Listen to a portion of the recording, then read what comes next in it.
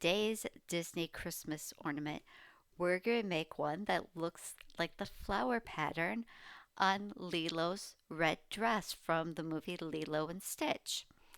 Now, if you've been following along this week, I've been showing you all different character inspired ornaments. And if you don't already have my basic ornament shape SVG, you can find that on my website. The link will be in the description to the actual tutorial where you can go and download it. But since I already have it, I'm going to just upload it here. It comes in kind of big because I don't know what size you want to make your ornaments. But I'm going to make this one 5 inches tall. So let's make that 5. So now to do the pattern on the dress, we're going to have to go online.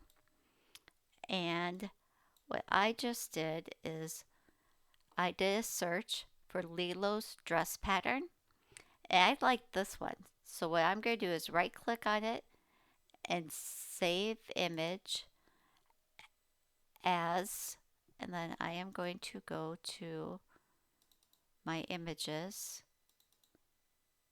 and then I have some Disney images, and then under my Disney I have them all broken out. So you can see I saved the JPEG file under here as her dress pattern. Okay, so now what I can do is under uploads, I'm going to go upload image and browse.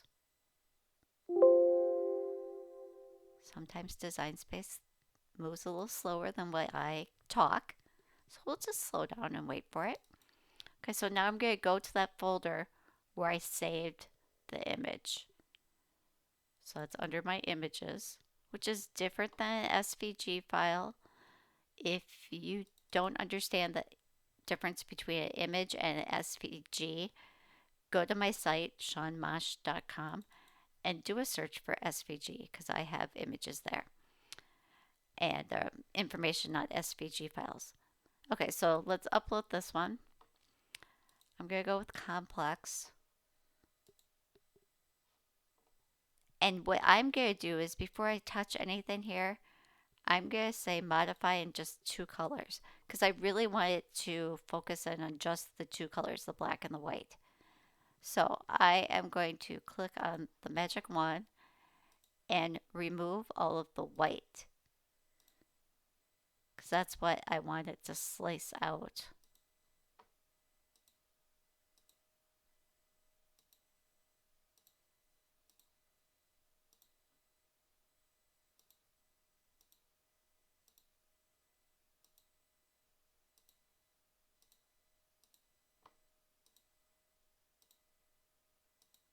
Okay, now I'm going to do a preview, and that looks really good. And it looks real crisp like that. It doesn't have the little fuzzies like you see sometimes because I did the reducing colors to look for 2. Okay, so this is what we want to click on. Save as a cut image.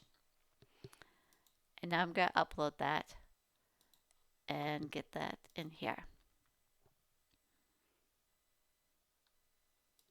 Okay. So we all know Lilo's dress is red. So let's just change that to red for visuals. Okay, let's grab this ornament. So now this ornament is all grouped together. Because see how I can move around those 3 pieces all together? So I want to ungroup it because I just want to work with the white piece. And I am going to right click on this and duplicate it because I want one to stay a solid white that I'm going to put underneath, and then one is going to be the pattern, so I'll layer that over the top. I'm going to reduce the size of this so it's just slightly bigger than the circle. Okay, so now if I do a big window around over all of it, I hit slice, and it's got to think for a second and do its thing. So now that's kind of my scrap. This would be if I just wanted to cut out the white flowers and make this red. But the reason I didn't do it that way is because I thought it would be so hard to individually place these and make sure I got the pattern right. So I'm going to get rid of that. So this is the duplicate.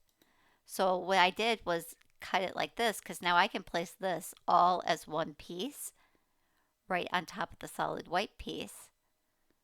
And boom, there it is. I have Lilo's dress. Now, the only part that's going to be tricky are these little tiny lines, but I have a little hack to get those in there just perfectly. They'll show you when you go back to my tutorial over on SeanMosh.com. The link is in the description. If you like this video, give it a thumbs up and make sure you subscribe because you want to make sure you see all of my videos, and especially if you're a Disney fan, you know you're going to get lots of Disney Cricket inspired projects here.